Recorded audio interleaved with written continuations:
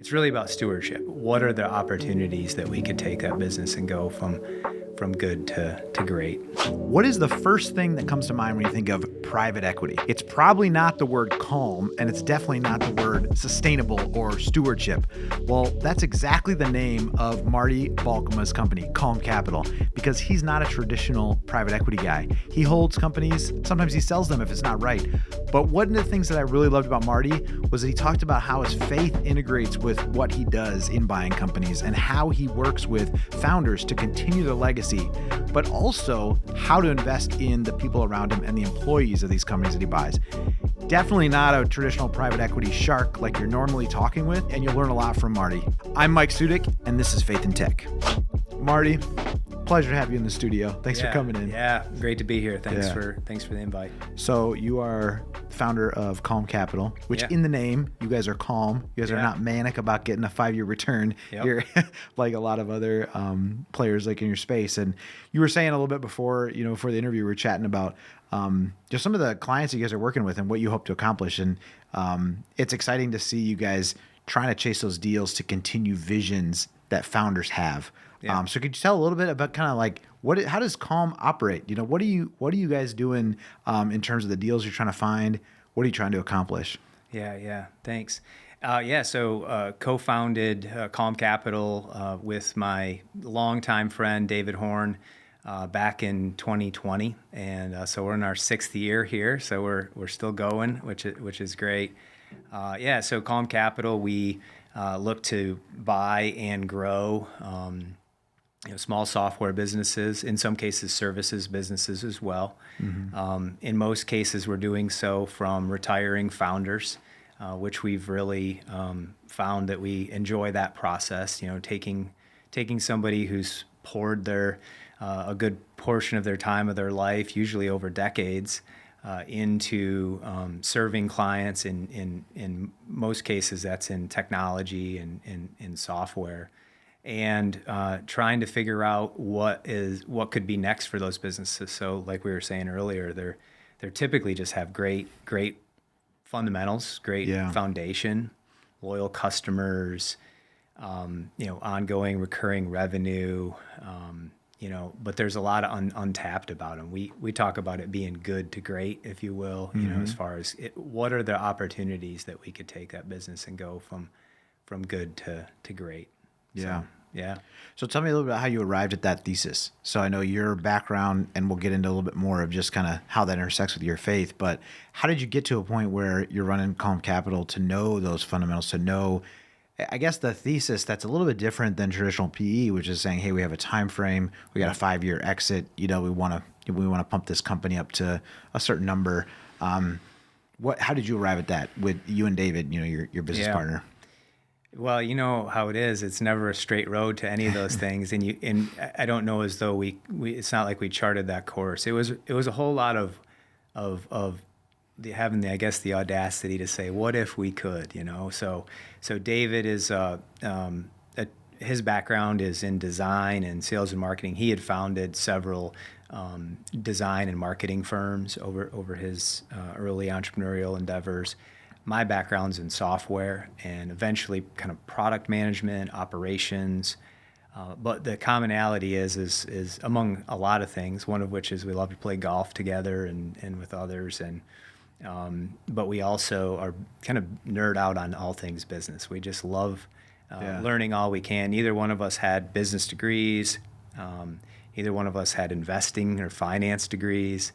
But we love to learn and we love to talk shop. And through that process, it was probably about a 10-year process. We kind of continued to circle back to this idea of, instead of starting things from scratch, I wonder if we could find businesses that were already, had a product market fit. They had a base of customers. They already were profitable.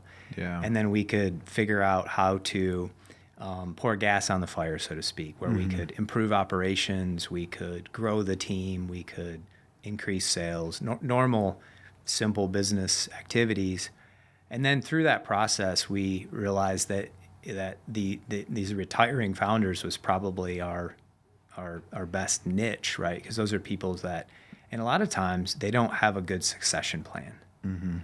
And if we could meet them right where they were, and help them almost design the exit they're looking for, sometimes that's a period of years, or sometimes that's an abrupt exit was what they're looking for. But if we can figure that out. And then we were just blessed to have two general partners that round out the Calm Capital ownership team. And those guys have become really, really great mentors to us and investors. And they've allowed us the ability to look at deals one by one versus having to raise funds in advance and put a time horizon on it. So we're opportunistic like anyone would be, but I think you could wrap the whole thing up into what we think about as creating an atmosphere of stewardship. So that's what we talk about. It's in our mission statement that we formed at Calm Capital. It's really about stewardship. Whether whenever it is the point and however it happens that we becomes the stewards of a business, we want to leave it better than we found it, right? Whether that means we hold it for 20 more years, or we happen to hold it for a shorter period of time, and there's a better home for it. So we just, for example, we purchased a podcast marketing SaaS business in 21, and we just did a deal to exit the majority of that business a couple of months ago to a company who we just thought it was going to be a better home for it. So we rolled some of our ownership forward into the vision that they had. And then took a little bit out of that. But that's an example of where we didn't have a timeline on in the beginning, and we were able to find a better home for someone who had a vision and was going to focus on what that business needed. So, which is a unique. I mean, it's a unique perspective, because it's not just maximizing returns or quick exits or something like that. Which I think speaks to your faith and how that's grown, through the years. I mean, we were talking before this interview of just kind of that journey. And you said stewardship, but you also said a word, mentorship, and being a mentorship that could happen from the business owner to you about like the business a little bit, but also just mentoring and stewarding maybe a business to the next level of growth that it wasn't unlocking before. But I'm curious if you could kind of tell the story a little bit about your faith journey as it relates to business, because it seems like that overlapped to forming Calm Capital, so to some other things that you were doing.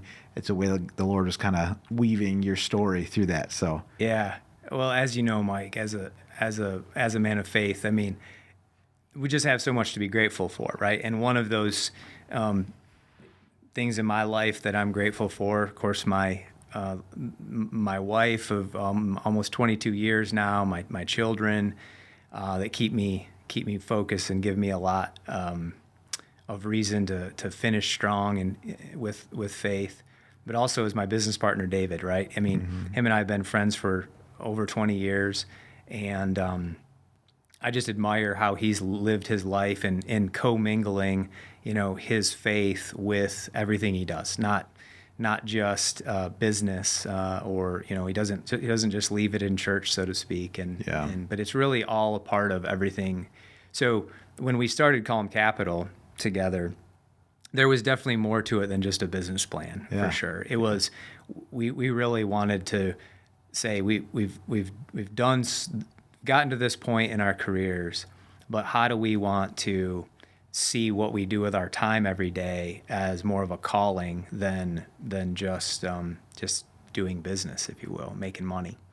And so a couple of different ways that's unfolded is one is just learning more about how that you can, through simple everyday interactions, as well as an on-purpose ministry plan, you can bring ministry to the marketplace just in everyday interactions. And I don't know if we're good at it yet or anything. It's all very humbling.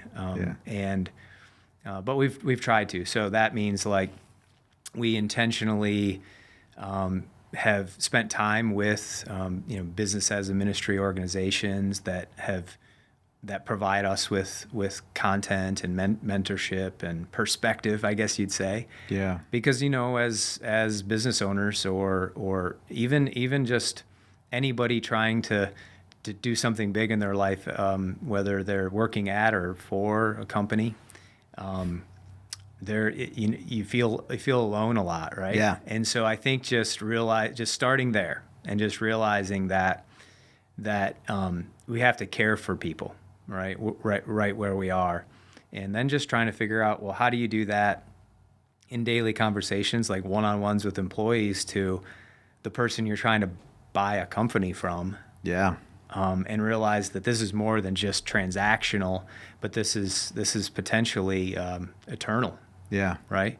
But it's still transactional. It is. It's not only that, that's an awkward dance in some capacity. It is. You definitely have to still focus on results. One of the parts of our vision statement is creating exceptional returns. Yeah. And the word exceptional is a little bit of a loaded word for us, right? Yeah. Because we mean a lot more than just, what's the return on the investment of the deals we do.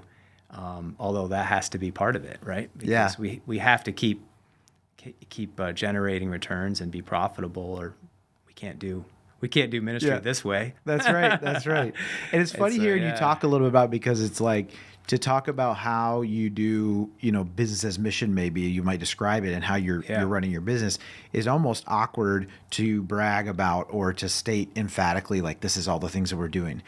Maybe I'm putting words in your mouth, but I know, like, for me, like in some of the stuff that we do as a company, it feels weird to like brag about it. You're like, hey, we don't really have this figured out. I want to say this like boastfully. But I think the interesting thing is, you said Calm Capital retains optionality because of how it's set up. Mm-hmm. And that optionality makes me think of, doing that and saying, hey, I'm a Christian and I'm going to operate my business in a certain way, or I'm going to use it to the ways that the Lord's leading me to do it. It looks different for everyone, but it's also something you can't just read in a textbook. It's something you have to actually observe, and you have to do. It looks a little different in each situation. So you talked about David being a close confidant for you, that kind of you guys walk together. And you mentioned a couple other things in our conversation before, of just like peer groups and different things you're in. And I think that's so important, because that's what it's about, really. Yeah. It's not a, hey, here's the formula, just go do it. Yeah. Or something you can just understand academically. Yeah. It's like, this is really just a living out of your faith in the marketplace. It's going to look different for everyone. Yeah. But like you're saying, hey, we got this deal. We're trying to buy this company.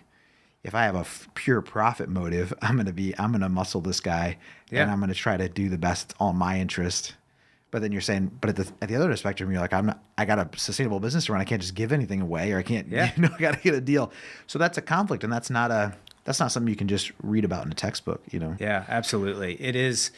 And to your point, there are people that have gone before us. They've been working on this for a long time. Yeah. And, you and I were talking earlier. I mean, that's part of your family's legacy, and what you all have been able to accomplish, or set as a priority, maybe is the right way to say it, right? Yeah. Like that was set out as the mission from the beginning, and then it was to say, how do we do both things at once? And so then when once we've established that, I mean, as this is what we're all about, then you start to make decisions that go through both filters. Yes. Right? Yes. And I think that was one of the first steps that David and I did. And again, to your point about we don't have this all figured out, the only way we've been able to make progress is to go intentionally spend time with other people who have gone before us and done this well themselves over a long period of time. So, we became we started spending a lot of time with Faith-Driven Entrepreneur Group, with the folks at C12.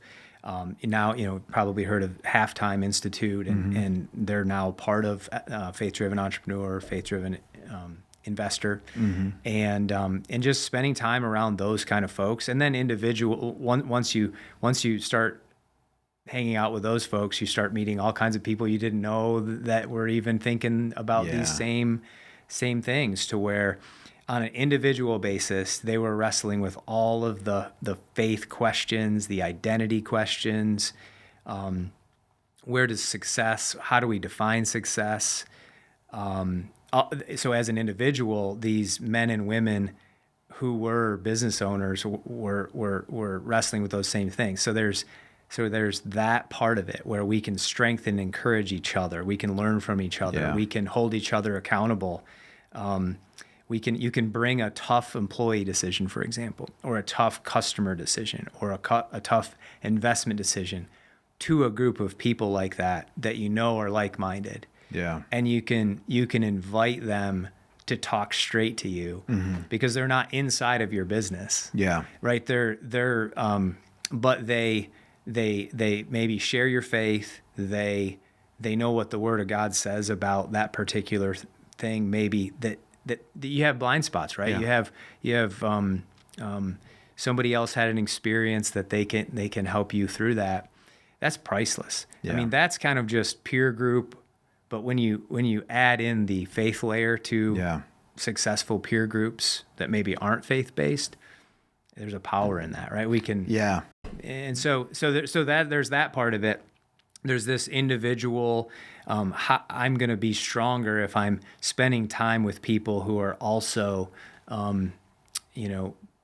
trying to do things in a way that God told us that we could do. Then there's the other part of trying to help other people in their lives, whether it's customers, employees. And a lot of times, people don't care how much you know about much until they know how much you care. And so trying to figure out ways to care for people. And so we've sat down and made a ministry plan, David and I, at Calm Capital, as much as we've made a business plan. And we've tried to implement those steps. And you mentioned too, like your vision statement or some of the principles or values, core values that you have listed are all backed by some sort of Bible verse, right? Like talk about that a little bit. How did you come about with that? Yeah. So we basically started with our, a vision statement and a mission statement that have a lot to do with creating an atmosphere of stewardship in everything we do, in every interaction. And we try to make sure that isn't just held at Calm Capital, because Calm Capital itself is pretty small, but that it finds its way into the mission, vision, values of our companies that are typically led by somebody else. And so we just partly through influence, partly through lots of asking questions. What about this? What about that? Yeah. But then when it comes to our actual core values, we identified 5 core values, and we just we said, well, what does the Word of God say about these? And we obviously it was a little bit of a backing into, but say, hey, we're principled. Number one, we have these 5 P's. We're principled. We're patient, right? We're persistent. We're performance oriented, and of course, am I gonna forget the 5th? But we're perpetual, right? So we're thinking. In everything we do, we're thinking about eternity. We're thinking about waiting on the Lord. We're thinking about there is a way to divide the word from a principled standpoint. We're performance oriented to where, hey, excellence does matter. Yeah. Right. And we're persistent in the sense that we go forward optimistically. Right. We run the race. So you can imagine. Yeah. There's a lot of really great multiple scriptures on each one of those core values. And, pretty much every week, David and I are trying to remind each other of that, right? You have these moments where you have to make a decision. You have to make a call. Yeah. You have to hire someone. You have to fire someone. Yeah. You have to negotiate something. And I give David all the credit. He's so good at pointing us back to those core values for sure. Yeah. Yeah. And I think that's, one of the questions I had was like, okay, if someone's listening to this and they aren't at that, square 5 or whatever you're at with Calm Capital, meaning that they are maybe not integrating their faith at the full level, right? And they're saying, hey, I want to do that. It sounds like the mentorship aspect from one-to-one with you and David. He was maybe a further down the road faith-wise. It helped kind of pull you to say, hey, we need to be more integrative with this. But then that turned into a peer group that you got involved in some of these other various peer groups that were heavily faith-based but peer-based, where you went from, instead of one-to-one, it was kind of like one-to-many. Yeah. So kind of curious what you would say to, someone that's, hearing this and saying, yeah, I should probably do that, or feeling the tug to do that, like seeking out a mentor, or, what does that look like, that next step? Yeah, I would say for me, a simple first step in that was, again, not to promote one organization or whatever, but for me personally, just speaking in my experience, I went to a faith-driven entrepreneur. I think it was like a simulcast, so it was kind of right in the middle of COVID, so everything was all virtual. And then I just realized I just would listen to speakers, and then right after that, I had an opportunity to sign myself up for an 8-week foundations course, where it was, again, a virtual. They also have in-person ones, and it was great. I just quickly realized that there's a whole bunch of people like me, basically. Yeah. And it was easy. It was, I just had to commit something on my calendar and be vulnerable to and humbled and open to have a real conversation with people. I think that's the biggest thing, right? Is it's the case for most people that we kind of aren't super real, and we like to hide portions of ourselves, right? Yeah. And so I think that's the first thing, is just being vulnerable to say, I'm just going to show up and start this conversation with other people that you'll find that are dealing with the same, hard decisions, stepping out on faith to make an investment into your grow your business. Yeah. Wondering if your tech idea is something that you should go get funding for. Just generally all of these thoughts and do I have things in my past that I'm not good enough, or maybe just really bad experiences with faith.